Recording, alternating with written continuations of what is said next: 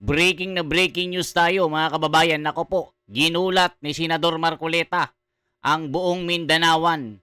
Nako po, napakaraming mga tao ang sumalubong sa kanya. Pinagkagaluhan mga kababayan. Tinalo pa si Piolo Pascual. Grabe, ang seguridad niya napakarami. Mga kababayan ko, 5 million hanggang 10 million ang sumalubong sa kanya. Talagang mahal na mahal siya ng mga tao. Alam nyo ba mga kababayan, dito may pasabog si Mike Defensor Santiago. The harsh truth. Kung tawagin, kaya pala pinag-iinitan nila si Senador Marcoleta dahil alam nila malilintikan sila dito. Merong matinding pasabog si Senador Marcoleta dito sa pagpapatuloy ng pag-iimbestiga ng trilyones na flood control. Kaya pala, kinakasuhan siya at ginigipit ng ombudsman ngayon. Si Boying Rimulya, mga kababayan ko. Kaya pala kinakasuhan kasi gugulatin sila ni Senador Marcoleta. Pero wag kayo mga kababayan. Dahil si Senador Marcoleta ang babangga giba-giba dito. Alam nyo ba mga kababayan? Malaking gulo ito. Pag si Senador Marcoleta ginalaw nyo, talaga naman aapoy ang buong Pilipinas kasi nga taong bayan ang magtatanggol sa kanya. So mga kababayan, ito po, matinding pasabog po ito. Talagang nagkagulo po sa Mindanao. May pasabog na matindi. Mike Defensor Santiago, ito na. Naku po, Senador Marcoleta talagang na-starstruck yung mga taga Mindanao dito. Ito na po. Magugulat talaga kayo mga kababayan ko. Ito na. 2 araw nakaraan, nakita ko pinatawag si Attorney Harold Respicio ni Attorney Matibag ng NBI. Pagkatapos nag-post si Attorney Respicio, anong sabi mo? Tawa ako ng tawa kay Harold Respicio. Kinabukasan, kami naman ni Senator Marcoleta ang may kaso. Pang-5 kaso ko na po to. Pang-5. O isipin nyo mga kababayan, lahat po ng mga kilalang personalidad na bumibira sa nangyayaring korupsyon na ito, ginigipit nila ngayon. Una, si Harold Respicio. Ikalawa, si Mike Defensor. Ikatlo, si Marcoleta. At marami pang mga Duterte allies ang pinag-initan, mga kababayan ko. Pero wag ka. Sabi ko nga sa inyo, si Senador Marcoleta ang babangga giba-giba dito. Alam nyo kung bakit? Panoorin natin mga kababayan. Bakit nila pinag-iinitan ngayon? Nako po, matinding gulo ito mga kababayan ko. Kung titingnan nyo, yung sitwasyon natin, noong 1986, sino ang nagnakaw nung panahon ni Marcos? Kokoy Romualdez. Sino ang nagnanakaw ngayon? Sino? Martin Romualdez. Nagsama kami. Andyan si Jun Esperon, Alcusi, nakasama ko yan sa kabinete. Hindi ganito. Dati, bibigyan ka 70 million. Sasabihin sa'yo, 40 million local projects. 30 million para doon sa mga ayuda. Ilagay mo sa ospital, ilagay mo sa DSWD. Alam niyo ho, magkano ngayon ang pondo ng bawat congressman? 2 bilyon kada distrito. 2 billion pesos. Yan yung Cabral files ni Lian Libiste. Hanggang ngayon, sa 2026, ganun pa rin ang ginawa nila. Grabe mga kababayan, no? Tapos kung makapamigay, makapagsalita, akala mo sariling pera ng mga congressman. Grabe itong ginawa nila mga kababayan na ginatasan nila ang taong bayan. Kaya tayo naghihirap ngayon. Nakikita nyo po, tag-ulan na. Konting utot lang, baha-baha na sa Metro Manila. Mga kababayan ko, tapos itong mga congressman na mga kongresistang ito, talagang grabing katakawan. Grabing katakawan sa kapangyarihan, puro impeachment ang inaatupag. Kaya dito mga kababayan, si Senador Marcoleta ang pinakapunteriya nila. Kasi nga mga kababayan, si Senador Marcoleta ang pinakamatapang dito. Lahat binabangga niya. Kita nyo naman yung mga malalaking buhaya dito. Kahit sino, pinapagulong ni Senador Marcoleta. Kaya sabi ko nga sa inyo ang babangga kay Senador Marcoleta, alam na, magigiba na parang pader. Magkakapira-piraso ito pag si Senador Marcoleta ang ginalaw nyo. Naku po, grabing pasabog ni Mike Defensor Santiago. Kaya nga po, napasama ako dito nung unang lumapit sa akin si Sergeant Gutesa. Ang sabi sa akin ng kaibigan kong tagapamantasan ng Pilipinas, pakinggan mo, ipakilala mo kay Senator Marcoleta, si Sergeant Gutesa. Ang sabi niya, Sir, isang delivery, nakita ko, at sinabi naman na niya, si Congressman Eric Yap, nag-deliver 2.3 billion isang delivery. Nagulat ako. Sabi niya, maniwala kayo sir, pati ang media, nakita ko ang bigayan. Ang Department of Health, nagalit sila dahil may kontratang ayaw pagbigyan. Sabi nila, zero budget. Pero nung matapos umoo, yung Secretary of Health, binigyan ulit nila ng pondo. Hindi po ako makapaniwala sa sinasabi ni Sergeant Gutesa. Gulat na gulat ako. Bagkus ganun, pumunta kami kay Senator Marcoleta. Hindi ko pa kasama si Gutesa. Ang sabi ko kay Marcoleta, Senador, pakinggan mo to. Sabi niya, kilala mo ba yan? Sabi ko, kilala ko yung nagpakilala. Pero sigurado ko, hindi nagsisinungaling to. Nagkita po kami sa isang restaurant. Pinaliwanag ni Gutesa. At sinabi pa ni Gutesa ng panahong yun, nadidinig ko, nung inuhuli po si Pangulong Duterte, nandun ang NBI, nandun ang mga ahensya ng gobyerno sa Maidas Hotel ni Saldico, hinihintay naming arestuhin si Pangulong Duterte. Alam niyo mga kasama, ang sabi ni Senator Marcoleta, Sergeant Gutesa, parang awa mo na. Baka huling hearing na to. Pag hindi ka magsalita, hindi malalaman ng taong bayan kung anong nangyari sa pondo ng ating bansa. Ito mga kababayan ko, ito ang kinakatakutan nila kay Senador Marcoleta. Kaya itong ombudsman mga kababayan, kumilos na. Plunder po ang kinaso. 75 million po na plunder. Alam natin pag plunder po, ang ikakaso sa isang politiko o isang tao ay wala pong bail po ito. Walang piyansa. Ibig sabihin, gigipitin nila si Senador Marcoleta. Pag-iinitan nila para hindi lumabas ang tunay na issue.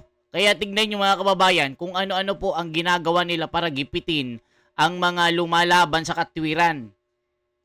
Sabi nga ng nakakarami kung sino pa yung lumalaban sa korupsyon, lumalaban sa kamalian, yun ang ginigipit ngayon. Nasaan ang hustisya? Kung nagawa nila kay Tatay Digong, nilabag ang kanyang karapatan. Paano pa sila Senador Marcoleta, yung mga maliliit na kababayan natin? Basta kalabang ka, kawawa ka. Pero sabi ko nga sa inyo, si Senador Marcoleta hindi nag-iisa sa kanyang laban. Milyon-milyon ang nagbabantay dyan.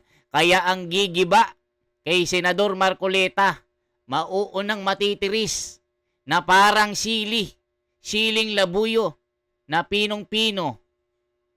Mayayari.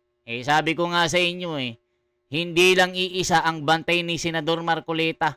5 million hanggang 10 million na seguridad ang nakabantay dyan. Eh, tignan nyo naman ang ginawa kay Bato. Nationwide manhunt. Ginulo ng mga Hestas Barabas yung Senado. Tapos pinalabas pa na gawa-gawa ni Cayetano at ng Solid 13. Kita nyo mga kababayan, kahit wala pong issue ang lokal na hukuman sa atin, binending dalo nila, sinunod nila yung mga Hestas Barabas na ICC, galing yung warrant of arrest doon at ang may hawak si Trillanes na asong ulol. O saan kayo nakakita ng ganyang mga tao? Nilalabag ang ating saligang batas. Civilian, mag-i-issue ka sa isang senador?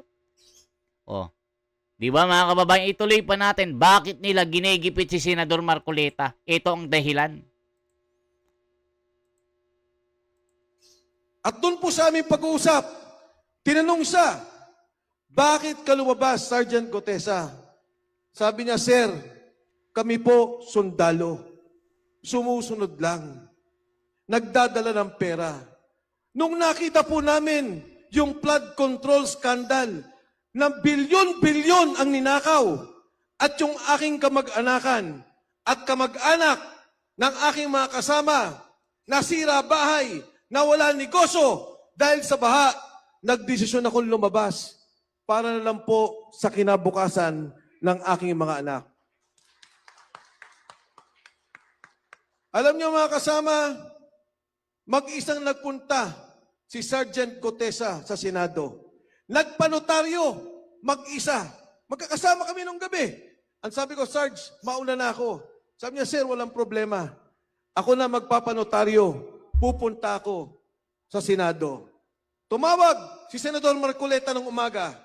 Ang sabi ni Senador Marcoleta, Mike, pwede bang pag tinanong sino nagpakilala, sabihin ko ang pangalan mo? Sabi ko, okay lang, Senador. Walang problema.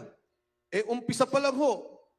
Sinabi na kagad niya, ang nagpakilala sa akin kay Sergeant Orly Gutesa ay si Mike Defensor. Sabi ko, patay na to. Laban na. At doon nga po nangyari. Lumabas si Sergeant Gutesa. At anong ginawa nila? Nung una, ang sabi nila, pro-protektahan. Ilalagay doon sa kampo para proteksyonan si Sergeant Gutesa. Nung huli, under detention na si Sergeant Gutesa. Pinapirma nila ng affidavit. O, kita nyo mga kababayan ko. Anong ginawa nila? Ginipit. Tinakot. O nang nangyari, binaliktad yung kanyang mga salaysay sa kanyang affidavit. Na sinasabi doon na inutusan siya or inutusan ni Mike Defensor at ni Marcoleta. Yun yung sabi-sabi sa mga balita. O, ngayon, kung ano-anong kaso ang ibinintang sa kanya na gumawa ng mga peking mga papeles. Ginawa daw yung mga peking pirma. Tignan mo ang ginawa ni Tito Soto at Lacson, mga Hestas Barabas ng Senado. Kaya wala pong nangyayari na resulta at development ng flood control issue na ito. Hanggang sila Marcoleta na ang kinasuhan ng mga Hestas Barabas. Naku po mga kababayan ko. Na ang sinasabi, nagsalita lang daw siya ng ganon dahil ang sabi ko daw at ni Senador Marcoleta ay bibigyan namin siya ng pera. At yung kanya pong affidavit, binago na wala siyang delivery ng pera kay Martin Romualdez. At higit sa lahat, yung kanyang pamilya, yung bahay niya, araw-araw binabantayan. Tinatakot ang kanyang asawa at ang kanyang anak. Hindi ba ang sabi ni Bongbong Marcos, alamin natin ang katotohanan? Hindi ba ang sabi niya, mahiya naman kayo? Bakit nagsasalita na mga tao? Ginigipit niya, kinukulong niya. Tayo, nagalit, ay pinakapatungan ng kung ano-anong kaso. Dahil po ang totoo, siya ang mastermind ng nakawan sa bayan na to. Kaya nga po, nung lumabas yung 18 Marines at kausap ako ni Attorney Baligod, ang sabi ko sa kanya, tutulungan ko kayo. Tinanong ko, nung kay Laila de Lima, totoo ba na nakita nyo? Totoo, sir. Kasi pala, itong 18 Marines, pinagdi-deliver ng pera ni Saldico kay Martin Romualdez. Pupunta doon sa townhomes, sa Forbes Park. Sasabihin ni Martin, pengi ako na 20 na folder.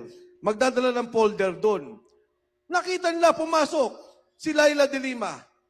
Nakita nila pumapasok yung mga kasamahan sa Kongreso. Paglabas, yung perang binalot nila, yun ang bit-bit-bit-bit. Kaya sabi ko sa kanila, bakit hanggang ngayon, hindi nila imbestigahan ang mga sundalo? O, kita nyo mga kababayan, hindi sila interesado na imbestigahan yung 18 Marines, yung Brave 18 na sinasabi. Kasi nga, kasapakat yung Blue Ribbon Committee ni Juan Bull University, ni Ping Lacson, na sasabihin niya na wala yung dignidad ng Senado. Pag bumalik kami, babango ulit at gaganda ang imahe. Mga nek-nek nyo.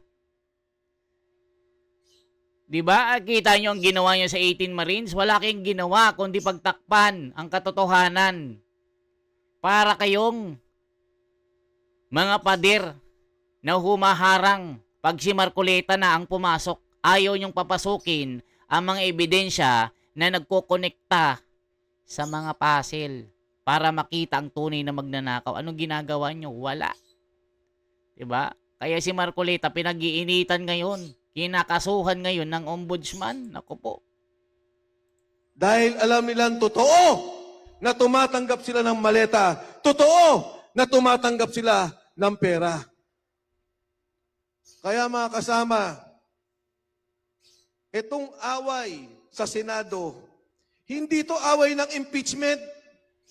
Alam nila na hindi nila kayang impeach si VP Inday Sara Duterte. Alam nila na wala silang numero. Ang takot nila ay ang Blue Ribbon Committee hearing. Ang takot nila ay lumabas ang katotohanan. Ang takot nila ay ituro kung sino ang nagnakaw sa kaban ng ating bayan. Kaya mga kasama, doon sa nagtatanong, sabi nila, ano ang reaksyon mo doon sa kaso nyo ng plunder ni Senador Marcoleta? Alam nyo, ang plunder, non-bailable.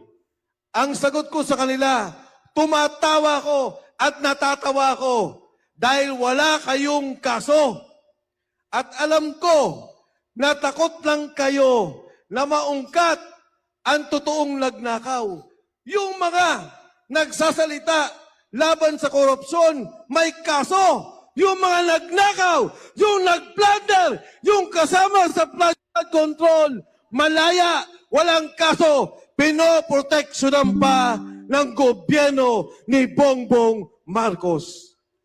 O, nakita nyo mga kababayan, kung sino po ang mga lumalaban po sa korupsyon, sa mga anomalya, sa nangyayaring pagnanakaw sa gobyernong ito, sila po ang kinakasuhan.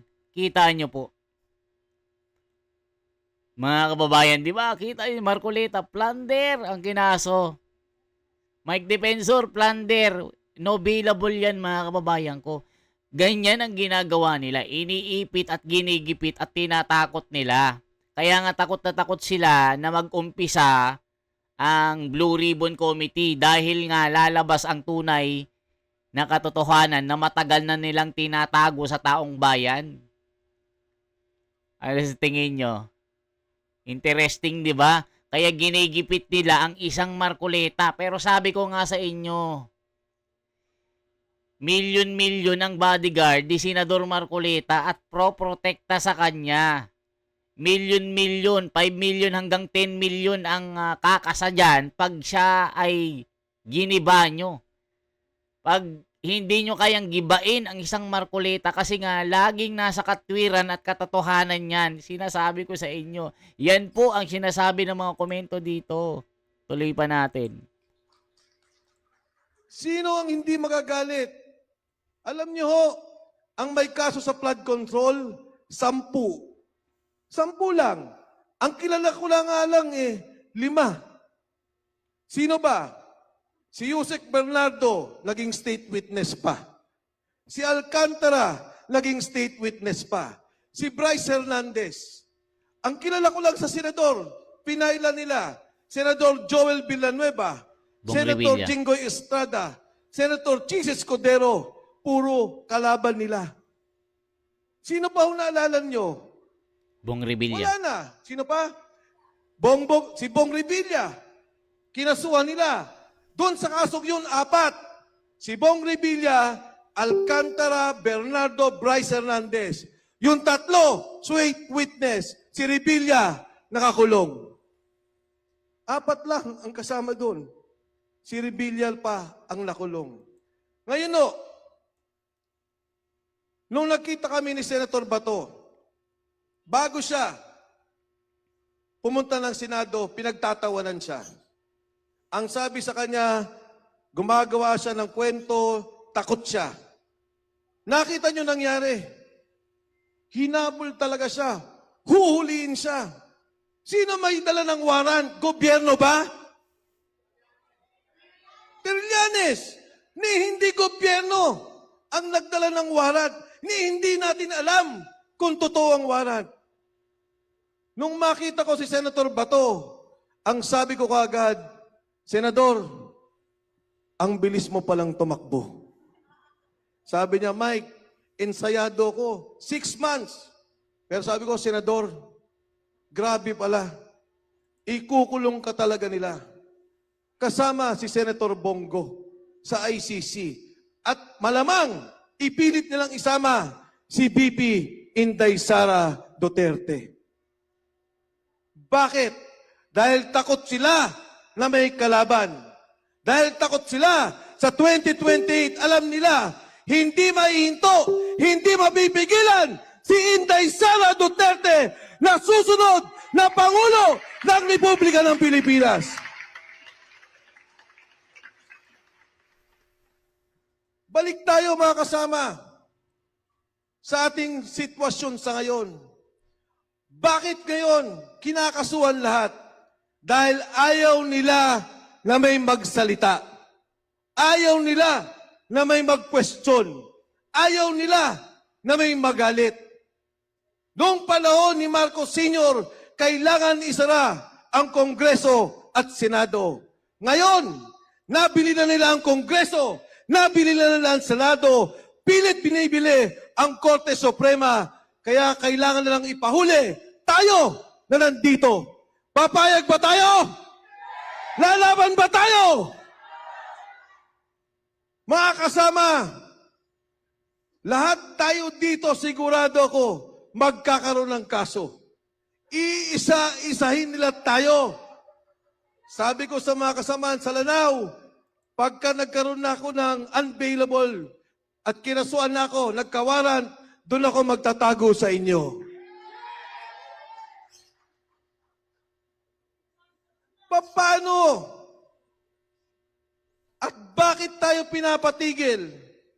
Dahil sa trilyon na ninakaw nila. Trilyong piso ang ninakaw na pondo. Sa Kongreso, bawat proyekto bibilin mo. At si Saldico mismo nagsabi, 30% bawat proyekto. Ayan mga kababayan ko. Ngayon po, kayo naman ang mag-react. Kayo naman ang mag-comment po mga kababayan. Sa buong mundo ng mga nanonood, mga OFW, mag-komento kayo. Anong masasabi nyo dito? For transparency, for a better democracy. This is the Wonders Philippines mga kababayan. I-like, i-share at isang subscribe. Mabuhay po. Yan po ang sistema ngayon. Kung sino yung mga lumalaban sa mga korupsyon ngayon, lumalaban sa mga paglabag sa batas, yun ang kinukulong nila. Yun ang hinuhuli, yun ang mga ginigipit nila. Gaya ni Senador Marcoleta. Sabi ko nga sa inyo, ang gigiba, ang pipigil kay Senador Marcoleta, ang gustong tumibag kay Senador Marcoleta, magigiba na parang pader. Mabuhay po.